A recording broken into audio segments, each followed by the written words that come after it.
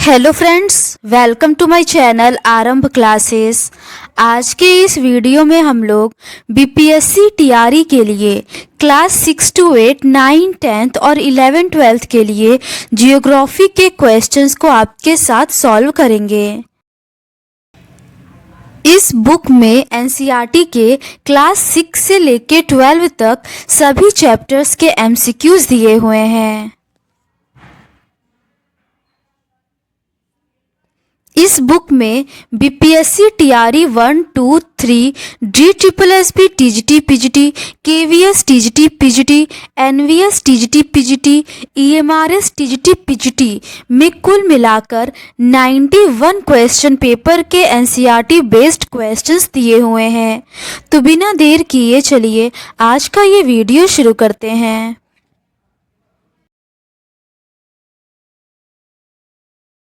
Chapter 14 तक के questions का डिस्कशन हम लोगों ने इस सीरीज़ के प्रीवियस पार्ट में कर लिया है।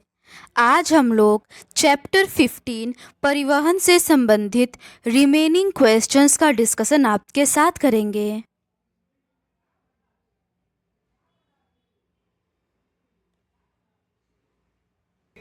आगे के प्रश्न रेलवे परिवहन से संबंधित है। क्वेश्चन नंबर 33 है, भारत के पश्चिमी तट पर स्थित कोंकण रेलवे को किस समस्या का सामना करना पड़ता है? इसका सही आंसर है ऑप्शन डी, उपर्युक्त में से एक से अधिक। ए और सी दोनों ही सही है। भारत के पश्चिमी तट पर स्थित कोंकण रेलवे को विभिन्न समस्याओं का सामना करना पड़ता है क्योंकि विषमता परिवहन को सुचारू रूप से चलाने स्थलाकृतिक में बाधा उत्पन्न करती है, जिसके अंतर्गत भूस्खलन एवं ट्रैक का धंसना जैसी प्रमुख समस्याएं देखी जाती है। कोंकण रेलवे का निर्माण 1998 में हुआ। 760 किलोमीटर लंबा यह रेल मार्ग महाराष्ट्र में रोहा को कर्नाटक के मैंगलोर से जोड़ता है। इस मार्ग पर एशिया की सबसे लंबी सुरंग भी है।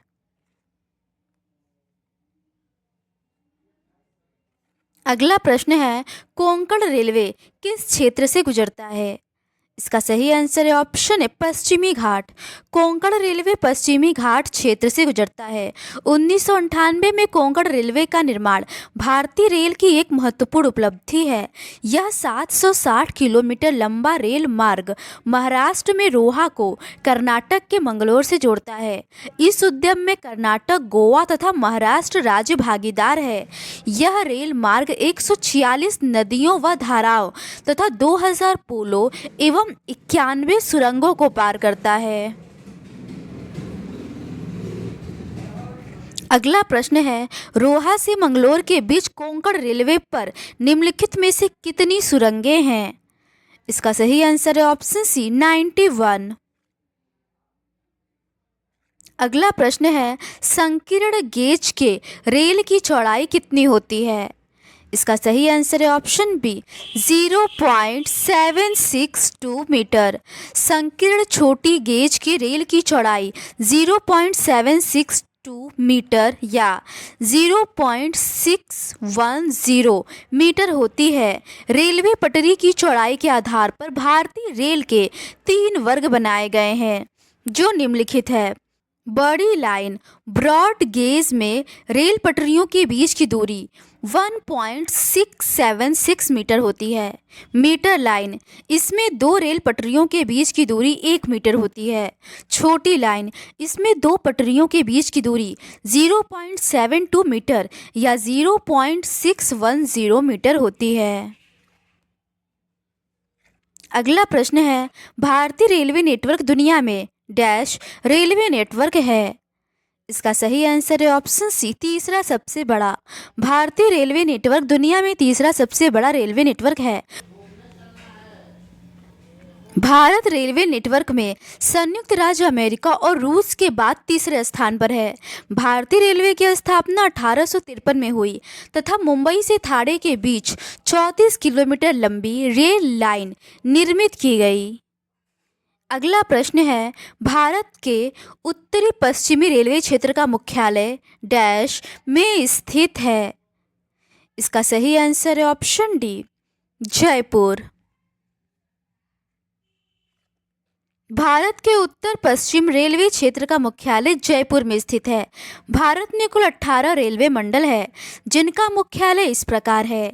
सेंट्रल रेलवे मंडल का मुख्यालय मुंबई में, ईस्टर्न का मुख्यालय कोलकाता में, ईस्ट सेंट्रल का मुख्यालय हाजीपुर, ईस्ट कोस्ट का मुख्यालय भुवनेश्वर, नार्दर्न का मुख्यालय नई दिल्ली, नॉर्थ सेंट्रल का मुख्यालय इलाहाबाद, नॉर्थ ईस्टर्न का मुख्यालय गोरखपुर, नॉर्थ ईस्ट फ्रंटियर का मुख्यालय मालीगांव गुवाहाटी, नॉर्थ वेस्टर्न का मुख्यालय जयपुर, सदर्न का मुख्यालय चेन्नई, साउथ सेंट्रल का मुख्यालय सिकंदराबाद, साउथ ईस्टर्न का मुख्यालय कोलकाता, साउथ ईस्ट सेंट्रल का मुख्यालय बिलासपुर, साउथ वेस्टर्न का मुख्यालय हुबली, वेस्टर्न का मुख्यालय मुंबई, वेस्ट सेंट्रल का मुख्यालय जबलपुर, मेट्रो रेलवे का मुख्यालय कोलकाता और दक्षिण तटीय रेलवे का मुख्यालय विशाखापत्तनम में है। अगला प्रश्न है, बिहार के हाजीपुर में रेलवे के कौन से क्षेत्र का मंडल मुख्यालय है?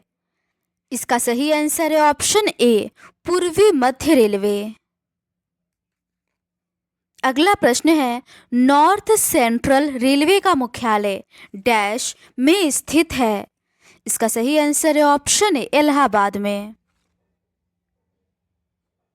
अगला प्रश्न है, भारत में कितने रेलवे जोन हैं? इसका सही आंसर है ऑप्शन ए, उपयुक्त में से कोई नहीं। भारत में कुल 18 रेलवे जोन हैं। अगला प्रश्न है, भारत में रेलवे को कितने जोनों में पुनर्गठित किया गया है? इसका सही आंसर है ऑप्शन ए, उपयुक्त में से कोई नहीं। अगला प्रश्न है, वेस्ट सेंट्रल रेलवे का मुख्यालय निम्नलिखित में कहाँ पर अवस्थित है? इसका सही आंसर है ऑप्शन बी, जबलपुर में। अगला प्रश्न है, भारत में पूर्वी रेलवे जोन का मुख्यालय निम्न में से कहाँ अवस्थित है? इसका सही आंसर है ऑप्शन ए, कोलकाता।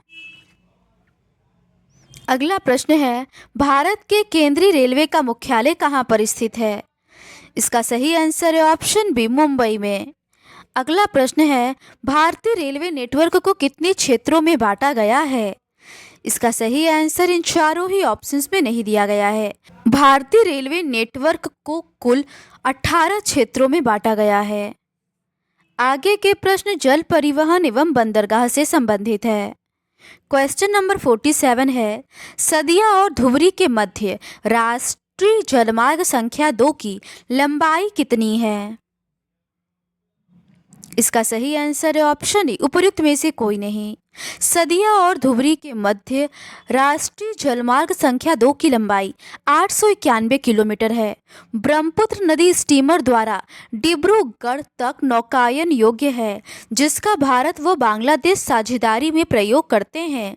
भारत में लगभग 20,275 किलोमीटर लंबे नौगम्य जलमार्ग है। उत्तर प्रदेश में सर्वाधिक लंबे आंतरिक जलमार्ग विद्यमान है। इसके बाद पश्चिम बंगाल, आंध्र प्रदेश, असम का स्थान है। NW1 सबसे लंबा राष्ट्रीय जलमार्ग है, जिसका विस्तार इलाहाबाद से हल्दिया 1620 किलोमीटर तक है। अगला प्रश्न है, निम्नलिखित में से कौन सा बंदरगाह स्थल रुद्ध है? इसका सही आंसर है ऑप्शन है, विशाखापत्तनम। विशाखापत्तनम आंध्र प्रदेश में एक भू आबद्ध पत्तन है, जिसे ठोस चट्टान और बालू को काटकर एक नहर के द्वारा समुद्र से जोड़ा गया है। एक बाह्य पत्तन का विकास लौह अयस्क, पेट्रोलियम तथा सामान्य नौभार के निपटान हेतु विकसित किया गया है।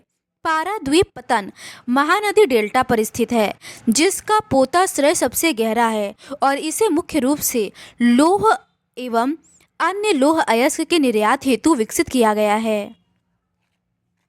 जबकि तूतीकोरिन पत्तन का विकास चेन्नई पत्तन के दबाव को कम करने हेतु किया गया था, जो विभिन्न प्रकार के नौभार का निपटान करता है, जिसमें कोयला, नमक, खाद्यान्न, खाद्य तेल, चीनी, रसायन तथा पेट्रोलियम उत्पाद शामिल है। अगला प्रश्न है, निम्नलिखित में से कौन सा एक भूमि से घिरा बंदरगाह है? इसका सही आंसर है ऑप्शन ए, विशाखापत्तनम। अगला प्रश्न है, निम्नलिखित में से किसको राष्ट्रीय जलमार्ग 1 का नाम दिया गया है? इसका सही आंसर है ऑप्शन बी, इलाहाबाद हल्दिया। इलाहाबाद हल्दिया को राष्ट्रीय जलमार्ग 1 नाम दिया गया है। इस जलमार्ग की कुल लंबाई 1620 किलोमीटर है। सदिया व धुबरी के मध्य 891 किलोमीटर लंबा ब्रह्मपुत्र नदी जलमार्ग को राष्ट्रीय जलमार्ग 2 के नाम से जाना जाता है। केरल के पश्चिम तटीय नहर कोट्टापुरम से कोल्लम तक 205 किलोमीटर लंबे जलमार्ग को राष्ट्रीय जलमार्ग 3 का नाम दिया गया है। राष्ट्रीय जलमार्ग 4 काकीनाडा और पुदुचेरी नहर स्ट्रेच के साथ साथ गोदावरी और कृष्णा नदी का विशेष विस्तार है। राष्ट्रीय जलमार्ग 5 मातई नदी, महानदी के डेल्टा चैनल, ब्राह्मणी नदी और पूर्वी तटी नहर के साथ ब्राह्मणी नदी का विशेष विस्तार है। इस जलमार्ग की लंबाई 588 किलोमीटर है। अगला प्रश्न है, लंबाई की दृष्टि से निम्नलिखित राष्ट्रीय जलमार्गों में से कौन सा दूसरे स्थान पर है? इसका सही आंसर है ऑप्शन डी, राष्ट्रीय जलमार्ग 2। अगला प्रश्न है, राष्ट्रीय जलमार्ग संख्या 3 निम्नलिखित किस राज्य में क्रियाशील है? इसका सही आंसर है ऑप्शन ए, केरल में। राष्ट्रीय जलमार्ग संख्या 3 केरल राज्य में क्रियाशील है। इसका विस्तार कोट्टापुरम से कोल्लम के मध्य 205 किलोमीटर है। इसके अंतर्गत पश्चिमी तट नहर के साथ चंपाकारा तथा उद्योग मंडल नहरें आती है। राष्ट्रीय जलमार्ग 1 इलाहाबाद से हल्दिया के मध्य तथा राष्ट्रीय जलमार्ग संख्या 2 सदिया से धुबरी के मध्य विस्तार पाया जाता है। अगला प्रश्न है, निम्नलिखित में से किस समुद्री तट पर कोच्चि बंदरगाह स्थित है? इसका सही आंसर है ऑप्शन ए, मालाबार तट पर। मालाबार तट पर कोच्चि बंदरगाह अवस्थित है। यह बंदरगाह वेम्बनाथ कयाल, जिसे अरब सागर की रानी के लोकप्रिय नाम से जाना जाता है, के मुहाने पर स्थित एक प्राकृतिक बंदरगाह है। कोच्चि पत्तन को स्वेज कोलंबो के पास अवस्थित होने का लाभ प्राप्त है। यह केरल, दक्षिणी कर्नाटक तथा दक्षिण पश्चिम तमिलनाडु की आवश्यकताओं को पूरा करता है। अगला प्रश्न है, पत्तन वेम्बनाथ कयाल के मुहाने पर स्थित है। इसका सही आंसर है ऑप्शन ए, कोच्चि। अगला प्रश्न है, निम्नलिखित पत्तनों में से कौन सा दक्षिणतम में स्थित है? इसका सही आंसर है ऑप्शन डी, तूतीकोरिन। इन सभी विकल्पों में भारतीय पत्तनों में दक्षिणतम तूतीकोरिन पत्तन है। यह पूर्वी तट के साथ तमिलनाडु के दक्षिण पूर्वी छोर पर स्थित है। यह एक प्राकृतिक पोताश्रय है। यह पत्तन पड़ोसी देशों जैसे श्रीलंका, मालदीव आदि तथा भारत के तटीय क्षेत्रों की भिन्न वस्तुओं के व्यापार को संचालित करता है। चेन्नई प्राचीनतम कृत्रिम पत्तन है। व्यापार तथा लदे सामान के संदर्भ में इसका मुंबई के बाद दूसरा स्थान है। कोच्चि सुदूर दक्षिण पश्चिम में लैगून के मुहाने पर स्थित एक प्राकृतिक पोताश्रय है। कर्नाटक में स्थित न्यू मंगलोर पत्तन कुद्रेमुख खानों से निकले लौह अयस्क का निर्यात करता है। अगला प्रश्न है, निम्नलिखित नगरों में से कौन सा परिवहन नगर के रूप में जाना जाता है? इसका सही आंसर है ऑप्शन सी, विशाखापत्तनम। विशाखापत्तनम को परिवहन नगर के रूप में जाना जाता है। विशाखापत्तनम आंध्र प्रदेश में एक भू अबाध पत्तन है, जिसे ठोस चट्टान और बालू को काटकर एक नहर के द्वारा समुद्र से जोड़ा गया है। इस बाह्य पत्तन का विकास लौह अयस्क, पेट्रोलियम तथा सामान्य नौभार के प्रमुख निपटान हेतु किया गया है। इस पत्तन का प्रमुख पृष्ठ प्रदेश आंध्र प्रदेश और तेलंगाना है। अगला प्रश्न है, निम्नलिखित में से कौन सा नौसेना पत्तन है? इसका सही आंसर है ऑप्शन ए, कोच्चि। कोच्चि पत्तन नौसेना पत्तन है। कोच्चि स्थित नौसेना कमान प्रशिक्षण भारतीय नौसेना के बड़े बेस मुंबई, गोवा, कोच्चि, चेन्नई, विशाखापत्तनम और पोर्ट ब्लेयर में स्थित है। वेम्बनाथ कयाल, जिसे अरब सागर की रानी के लोकप्रिय नाम से जाना जाता है, के मुहाने पर स्थित कोच्चि पत्तन भी एक प्राकृतिक पत्तन है। इस पत्तन को स्वेज कोलंबो मार्ग के पास अवस्थित होने का लाभ प्राप्त है।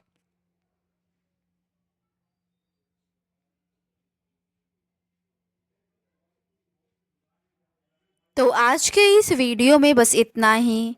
बाकी के रिमेनिंग क्वेश्चंस का डिस्कशन हम लोग इस सीरीज़ के नेक्स्ट पार्ट में करेंगे। अगर आपको ये सीरीज़ पसंद आती है तो please do subscribe to my channel and like this video.